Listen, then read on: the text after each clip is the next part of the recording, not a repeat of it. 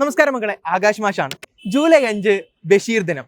വൈക്കം മുഹമ്മദ് ബഷീർ, ബേപ്പൂർ സുൽത്താൻ അറിയപ്പെടുന്ന നമ്മളെ ആകെ ചിരിപ്പിച്ച, രസിപ്പിച്ച, ചിന്തിപ്പിച്ച ബഷീറിന്റെ ഓർമ്മ ദിനമാണ്. അപ്പോൾ ബഷീറിന് എനിക്ക് ഇഷ്ടപ്പെട്ട ഒരു പുസ്തകമാണ് വിശ്വവിഖ്യാതമായ ബുക്ക് എന്ന് പറയുന്ന ഈ പുസ്തകം. ഇതൊരു രസകരമായ കഥയാണ്.